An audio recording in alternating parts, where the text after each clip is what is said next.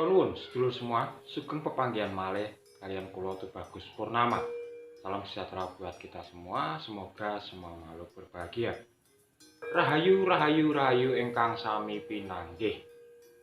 Sedulur, dalam video kali ini saya ingin membahas tentang yang sedang trending, yaitu gagalnya Indonesia sebagai tuan rumah penyelenggaraan U23. Kegagalannya ini disebabkan oleh 1-2 orang pejabat yang menyatakan bahwa menolak bangsa Israel ikut dalam Piala Dunia usia 20.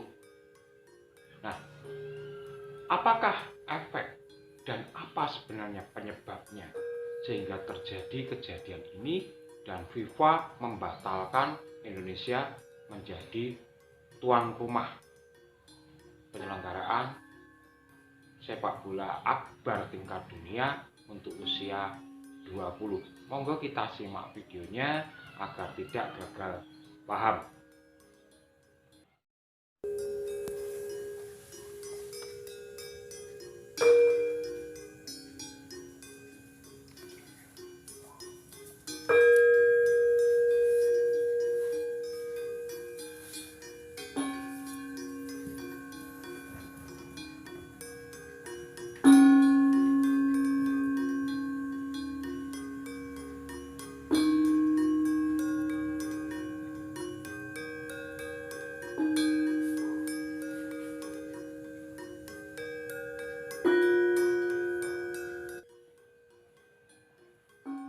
Baik sedulur, rencana Indonesia akan menjadi tuan rumah untuk sepak bola Piala Dunia yang diselenggarakan oleh FIFA untuk usia 20.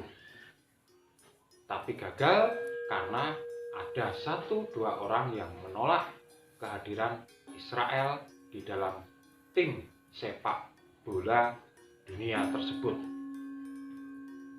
Nah, sebetulnya kita cari inti sari permasalahannya dan bagaimana logika berpikirnya. Yang jelas pada saat ini FIFA mempunyai standar ganda.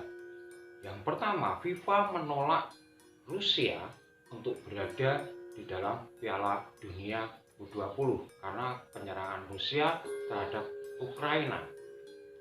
Tetapi FIFA tidak menolak Israel. Padahal Israel juga mengekspansi terhadap Palestina. Seharusnya FIFA menerapkan standar satu saja, khusus, bahwa negara penjajah atau invasi maka tidak boleh ikut dalam Piala Dunia. Tapi ini kenyataannya FIFA mempunyai standar ganda. Sehingga logika berpikir para pejabat kita adalah meluruskan pemikiran FIFA supaya tidak terjadi standar ganda. Kalau Rusia memang tidak boleh ada di Piala usia 20, maka Israel pun harusnya juga demikian. Nah, tapi cara yang disampaikan ini adalah kurang tepat. Karena seperti ini sedulur, sebetulnya FIFA menerapkan standar seperti itu dan kita menerapkan standar seperti itu kurang tepat. Karena itu sebetulnya politisasi yang dimasukkan ke seluruh aspek. Jadi sebetulnya cabang olahraga itu tidak boleh dipengaruhi oleh politik. Apakah pemain-pemain Rusia itu ikut memerangi Ukraina? Tidak. Apakah para pemain Israel itu ikut memerangi Palestina? Tidak. Dan kita contohkan untuk penyelenggaraan bulu tangkis, untuk penyelenggaraan sepeda, balap sepeda, itu ada atlet Israel yang masuk ke Indonesia. Kenapa mereka dibiarkan saja?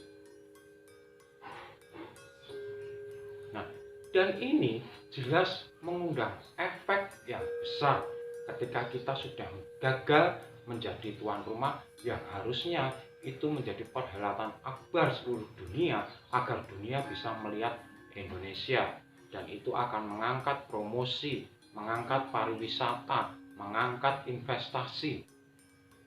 Tapi dengan adanya seperti ini, maka kita bersiap dengan segudang sanksi yang mungkin investasi itu akan berkurang, yang mungkin juga pariwisata juga akan berkurang, dan yang jelas investasi juga akan berkurang.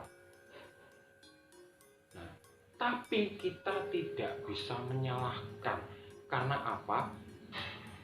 Mereka semua terikat dengan dogma. Jadi ini bahayanya ketika kita terikat dengan dogma. Keterikatan dengan aturan-aturan agama ini, dan agama sekarang sudah merambah ke dunia politik, maka yang terjadi adalah mengabaikan semuanya. Jadi dianggap sama. Aturan itu harus diterapkan secara sama, egaliter. Nah, ini yang salah. Harusnya dipilah-pilah. Harusnya semua ini dipikirkan dulu. Karena gini, sedulur, kunci dari beragama yang benar hanya ada dua: menggunakan akal dan menggunakan hawa nafsu atau emosi. Contohnya, ketika kita beragama menggunakan akal, maka yang kita dapatkan adalah intisari dari agama itu, atau kalau orang Jawa bilang kecerdasan murni. Kecerdasan ini yang perlu digunakan untuk mempelajari sebuah ajaran, keilmuan.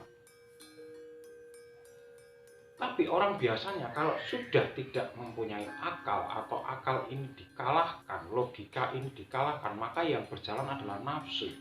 Dan banyak sekarang ini agama yang mendukung nafsunya, maka agama itu bisa menampung mereka. Karena nafsunya atau hawanya, emosionalnya tertampung di dalam sebuah agama. Tapi ingat, ketika kita menggunakan hawa nafsu, maka yang terjadi kita hanya terkungkung di tempat itu saja, seperti kekhalifahan Turki Utsmani. Sampai pada saat kehancurannya, mereka bertahan pada sistem itu. Nah, ini sebetulnya yang tidak kita inginkan. Maka dari itu, marilah kita berpikir cerdas, gunakan akal sehat. Bahkan para segelintir pejabat pun tidak menggunakan akal sehat karena terikat oleh dogma. Dan dogma itu yang terkait dengan emosional, bukan akal.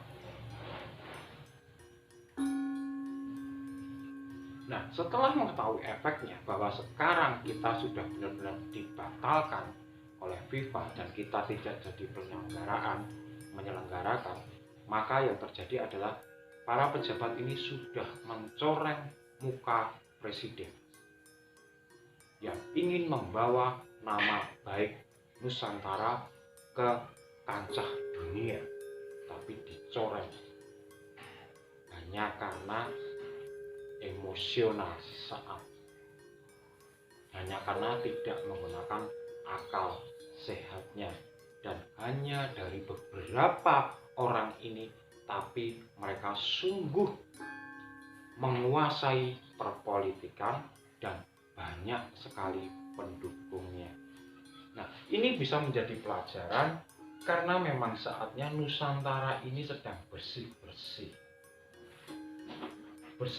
dan segera menunjukkan ini loh orang yang tidak tepat, ini loh orang yang nantinya akan tepat untuk memimpin Nusantara, ini loh kesalahannya di sini, ini loh kesalahannya di sini. Jadi saya selalu wanti-wanti, wahai para pejabat, berhati-hatilah di tahun 2023 dan 2024 ini Nusantara sedang bersih-bersih. Dan kita semua berdoa semoga Nusantara menjadi Nusantara yang gemah ripah loh jinawi, toto titi tentrem kerto raharjo.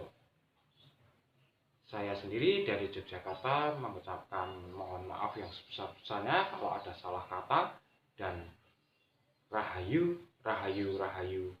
Matur nuwun.